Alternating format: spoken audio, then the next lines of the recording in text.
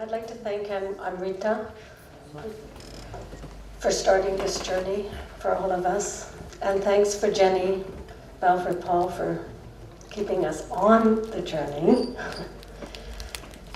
And thanks deeply to Ruby for inspiring so many of us so very long ago that the journey was worth taking. And I'd like to thank all of those who worked so tirelessly behind the scenes to make Indigo Sutra happen. And welcome to everybody. So we have 3 people on stage here, and here's why. You know that I'm Charllotte Kwon, and I have practical experience working with indigo vats. I also have considerable experience working with artisan groups and bringing their work to the world markets.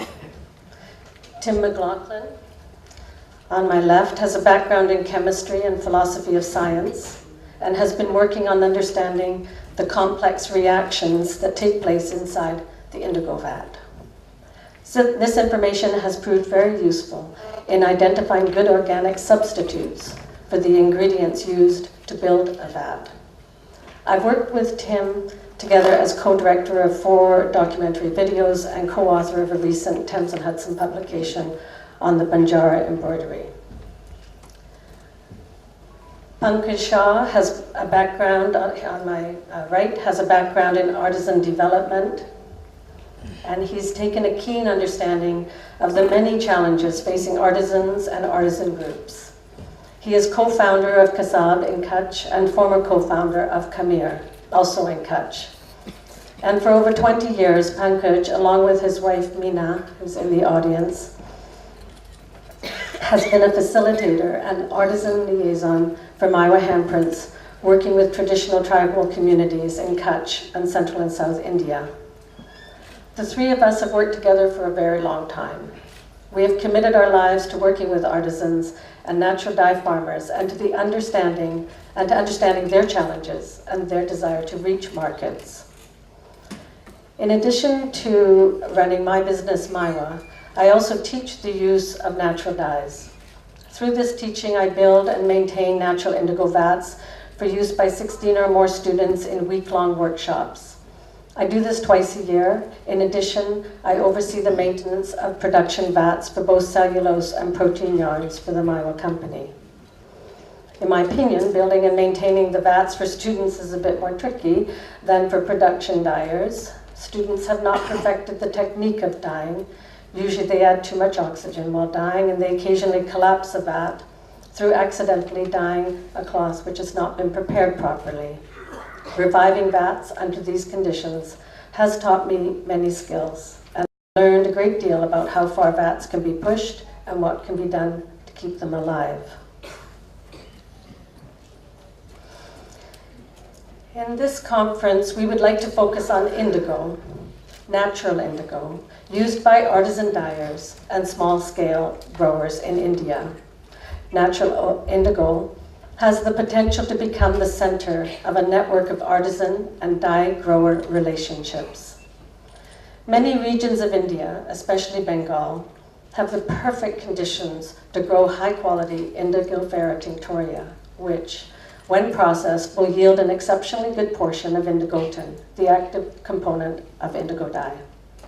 This capacity represents a natural resource which was heavily exploited with disastrous results during colonial times.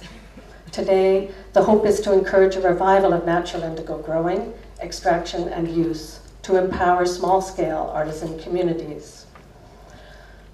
We want to draw a clear distinction between the indigo dye stuff as either natural or synthetic. A vat used in the dye process is either a chemical vat or an organic vat. Clearly, there are 3 possibilities of interest: using synthetic indigo in a chemical vat, using natural indigo in a chemical vat, using natural indigo in an organic vat. There is no dispute that using natural indigo in an organic vat would be best. And let's look at the organic vat.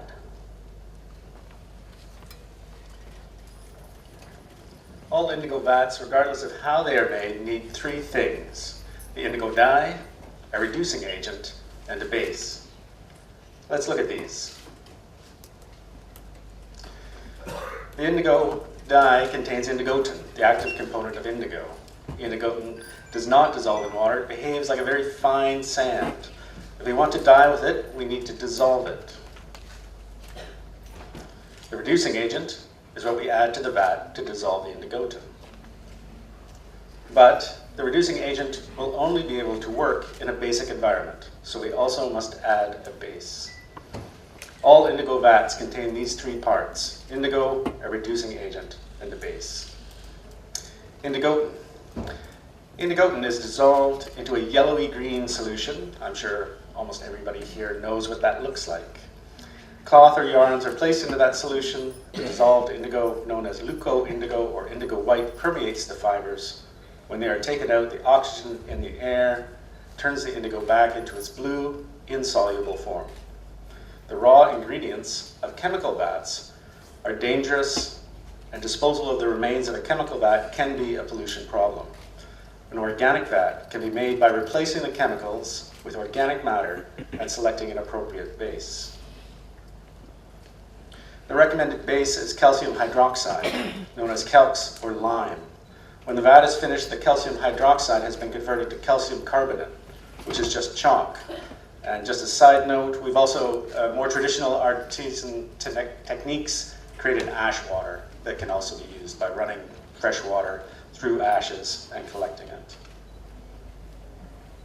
A large number of possibilities exist for organic reducing agents. After all, indigo dyeing has been done by artisans for thousands of years. Sugars, fruits, sweet vegetables, even spent dye matter such as madder or henna can be used. These organic vats all have different personalities and require a certain sensitivity on the part of artisans. In return for cultivating this sensitivity, the artisan works in a much more healthy environment and keeps the workplace free from hazardous materials. Moving to an organic vat, however, represents a challenge to artisans in terms of knowledge and experience. So we suggest an incremental change. First, replacing synthetic indigo with natural indigo.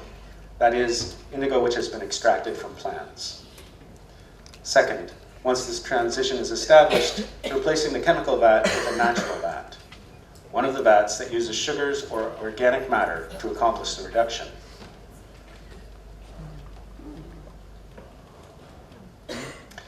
The exhausted vat contains only organic matter, the undissolved indigo, and chalk, and it makes an excellent compost because it's nitrogen and calcium rich. Let's look at the switch from using synthetic indigo to using natural indigo.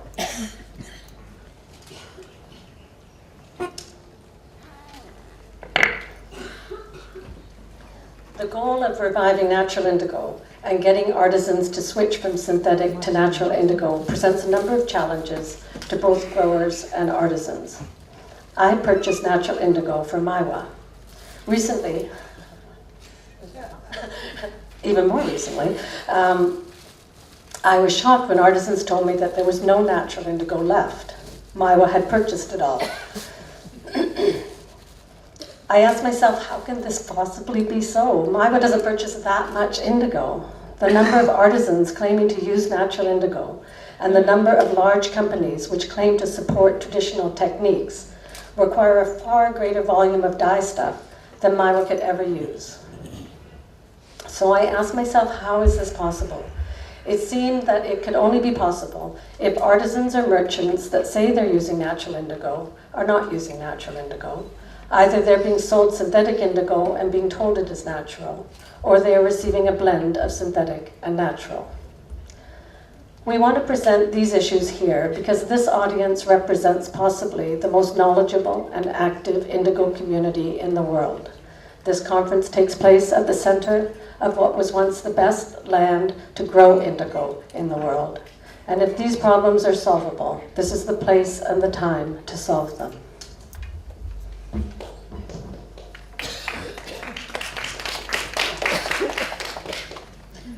I would like to look at the issue of indigo use from the artisan's perspective. What challenges face artisans in the use of natural indigo? We have broken this question down into 5 points. 5 challenges facing artisans, because when we talk about the use of indigo through our life experience of working with artisans, we keep getting so many questions, discussions that come up. So these are the 5 challenges that we have narrowed on, which is like, one is the technical challenges, dyeing skills needed to produce quality results with natural indigo. Design challenges, creating using natural indigo. Then there is an issue of sourcing, because sourcing challenges are like available of natural indigo on regular basis at consistent prices.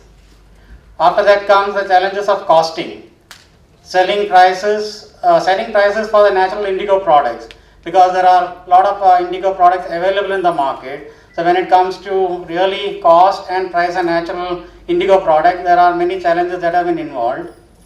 And lastly, there come the marketing challenges, because as all of us know, in the market all kinds of things are sold on the name of indigo. We are talking here about synthetic indigo, natural indigo. There are people even using just direct dyes and selling as indigo. So when it comes to buyers, there is always a constant question of pricing.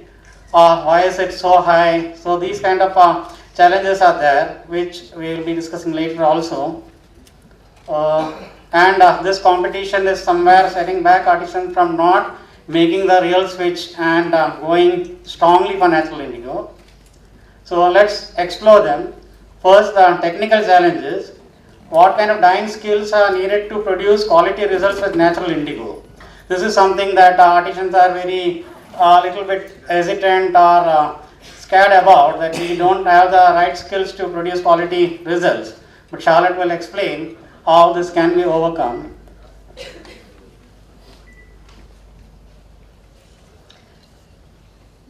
So technical challenges. Fortunately, this challenge can be overcome. A skilled indigo dyer who already knows how to use synthetic indigo should have little difficulty in transitioning to natural indigo. The use of natural indigo and organic vat needs to be demystified to help those who are not confident. There are many myths about indigo, which have kept many artisans from using natural indigo dyeing and making organic vats. Natural indigo in the vat behaves differently than synthetic indigo. Synthetic indigo is strong and immediate. For an artisan to get the same depth of shade from natural indigo, multiple dips are necessary. A deep color in the block printing process is difficult because the physical resist, Dabu mud for example, weakens when dipped repeatedly. In ECAT, bleed is more likely when a skein of yarn are repeatedly immersed. Conversely, a light, clear shade can be more difficult with synthetic indigo, but may be obtained with ease when working with natural. In fact, a single dip that produces a deep shade raises suspicion that an artisan is not working with natural indigo. Organic vats also behave differently than chemical vats. Chemical vats are quicker to make, but often have a shorter life than organic vats. Organic vats often work best when the gentle heat is applied from time to time. There are some low-tech options providing the heat needed to revive a vat, such as an immersion heater, which some of them now even have solar panels. All technical issues addressed in this first challenge will be explored in our vat mechanic workshop held on Sunday. Timelines and work schedules may need to be adjusted for the use of natural vats. A chemical vat can be prepared in a few hours. A vat based on fructose will take about 24 hours. Vats based on sweet fruits and vegetables can take 2 to 3 days to reach optimal dyeing strength.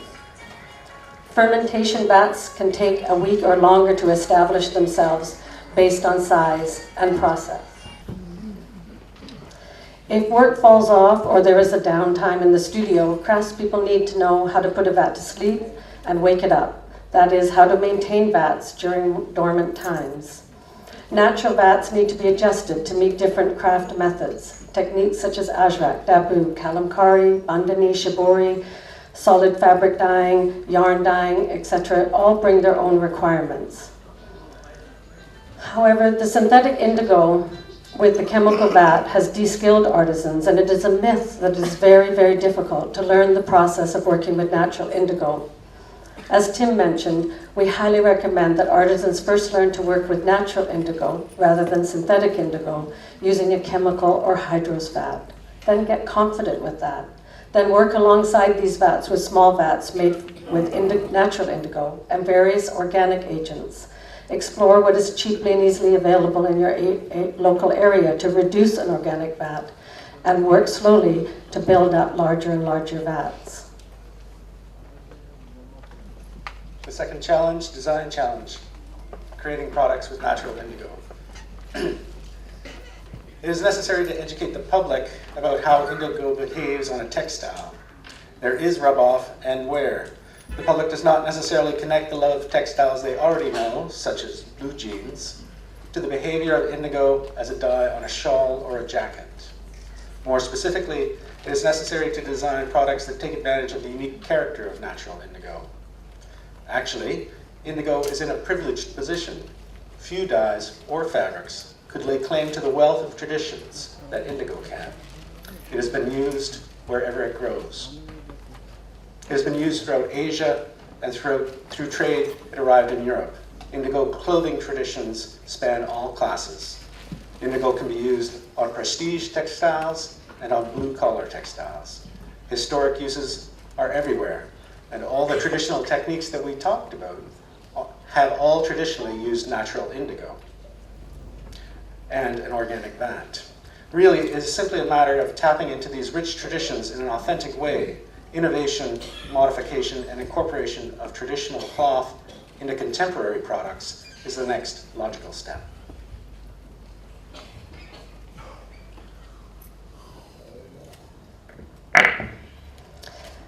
Number 3 challenge is the sourcing challenge. Availability of natural indigo on regular basis at consistent prices. Artisans may find it difficult to obtain a supply of natural indigo. Prices may not be stable throughout the year. Indigo prices are tied to the success of the crop and so depend on each season. Additional challenges to small-scale artisan purchasing from extractors include the knowledge of purity of the natural indigo. Usually a skilled dyer would have to make a test vat and dye a familiar cloth. Ideally, this takes place before a large amount of indigo is purchased. Deception is possible. However, this is an age-old problem of trade, bait and switch, and there are no qualities of natural indigo which make it either more or less problematic than any other raw material being used in production process. This is where you need suppliers like Amalagan of KMA, whose son Balchandra was here with us yesterday and I think is still here, to provide indigo at consistent prices. The natural indigo suppliers are saying that they do not have enough clients. Their main sales are powdered leaf indigo for hair dye, not extracted indigo for dyers. So there is such a need on both sides for the natural indigo, on the side of the farmers to produce more, grow more indigo and extract it for indigo dyers, and for indigo dyers. When we are talking about costing challenges, as I mentioned earlier, that's a great challenge to set prices for natural indigo products. Generally speaking, effective costing requires the experience of one full production run of a product. Small-scale producers require training in flexible costing strategies that can take into account real costs of training, infrastructure, and materials. As of now, many of the training costs are being subsidized by organizations or agencies, but when it will come to a real viable commercial practice, these kind of issues will have to be taken into the costing of a product. Setting up of infrastructure. Many times people lack the necessary infrastructure, somewhere it is set up for initial processes, but how to upgrade, how to incorporate those kind of costs in the costing of the product and materials. More importantly, the models used for costing need to be appropriate for small scale producers who often use family members in production. Many of the family members' contribution is really not costed into a product, as many of us would know. Costing models based on factory production are worse than no costing models, as such models will dictate how small craft should be organized. Here are just some indicative figures for the cost. Like using natural indigo is more expensive than synthetic indigo. However, using natural indigo in an organic vat can be less expensive than synthetic indigo in a chemical vat if the vat is in constant production. So this is a matter of really organizing the production, setting up the prices. This is something artisan should be able to offer clients a schedule of options with pricing. If the artisan knows confidently how to build all types of vats, then they can offer the client synthetic indigo with a chemical vat, or natural indigo with a chemical vat, or natural indigo with an organic vat. It is in the hands of the clients what they wish to pay for what they wish to say on their label, how they choose to market, and how or if they wish to be truthful. And about the marketing challenges, competition and market position for artisan products featuring natural indigo. For this we had long discussions, and Charllotte has proposed that producers establish labeling whereby the process is announced to the buying public. So only natural indigo extracted from plants was used to dye this item could be one kind of a label. This item was dyed with natural indigo using an organic vat technique. We would like to see the market reinforce the use of natural indigo. If an artisan is dyeing with natural indigo, the client should be able to visit the artisan and see the work going on. The client needs to pay the proper rate for natural indigo. The use of natural indigo can be marketed to the buying public as a value-added step. In the same way, the use of natural dyes and organic cotton are marketed as value-added steps, as premium products. These are the 5 challenges facing artisans when they consider using natural indigo. So to conclude, we would like to correct some false assumptions about the use of natural indigo.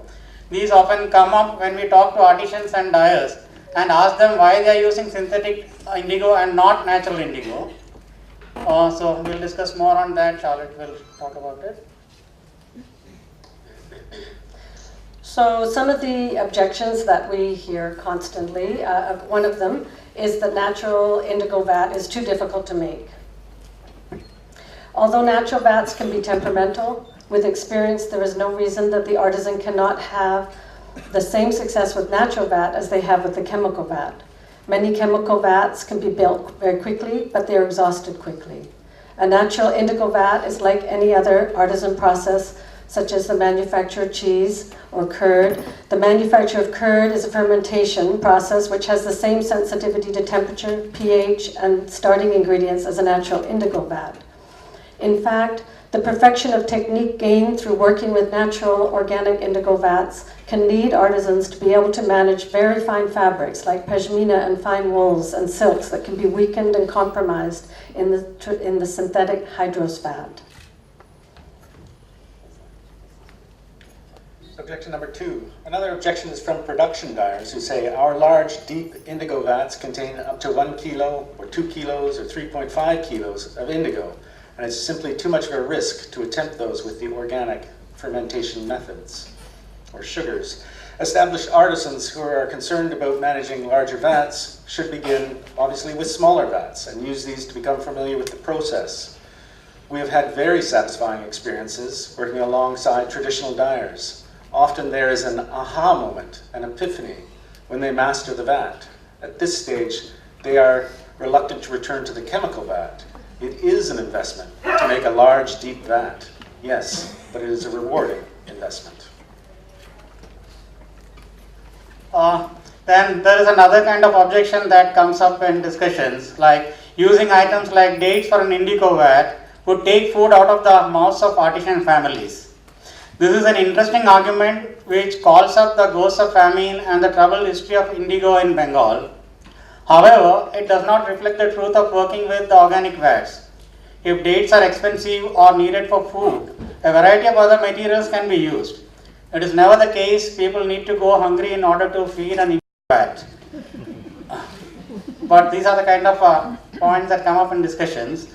Moreover, fruits may be used for an indigo vat that are not suitable for eating. Items such as overripe bananas and overripe mangoes. And we were discussing in the morning, there are a lot of stores that actually dispose of expiry date products like dates and things which could be actually brought at a much smaller cost and actually used for these kind of vats. In addition, unusual items such as madder or henna which has already been used for dyeing can be used. In some parts of India, henna is inexpensive and readily available because of mehendi. And henna is a fabulous reducing agent. Moreover, artisans need to purchase raw materials for their craft. This is always the case, just like buying even chemical dyestuffs or materials, or all of these are costs that actually are going into the product. It is only because some of the raw materials for an organic vat are also foods that the confusion arises. But for an organic indigo vat, there are many choices, and they do not have to compete or have impact on the local market for foods. The criteria for reducing agent, so we're talking about all these foods, and these foods all act as a reducing agent for the vat. And the criteria for reducing agents chemically is rather simple. For fruits and vegetables, they must have a lot of single sugars. These are called monosaccharides, either glucose or fructose. Chemically speaking, the aldehyde functional group on the ends of these molecules makes them reducing sugars.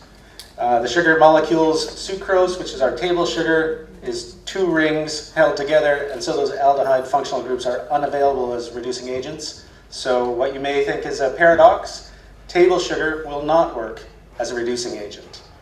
However, jaggery has a lot of sucrose, which won't work, but it also has glucose and fructose. So jaggery is, again, an ideal reducing agent. The essential qualities for fruits is that they must have a lot of sugar and they must not have a lot of acid. So citrus fruits are out, but as we heard yesterday with Jenny Balfour Paul, sometimes citrus peelings work. The real test of whether something's going to work or not is to make a vat with it. And again, you don't make a huge vat with it, but you start with a small test vat, and you test out the sugar that you think might work to see if it works well as a reducing agent.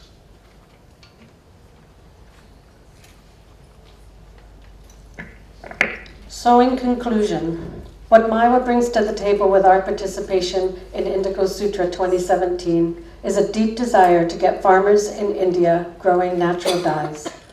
As the market becomes more enthusiastic for natural color, as we educate more people towards slow close, as consumers become prepared for the expense, the extra care required, and the beauty of cloth colored with natural dyes, there is a real opportunity for artisans and farmers to work together to create new networks. The networks are everything. Artisans need to be able to find a vital, value-added market for the environmentally friendly processes to preserve the cleanliness of their local water and land. All we need to do to get started is some artisans who are prepared to start dyeing with natural indigo, and some farmers who are prepared to grow that indigo and sell it to artisans. Thank you.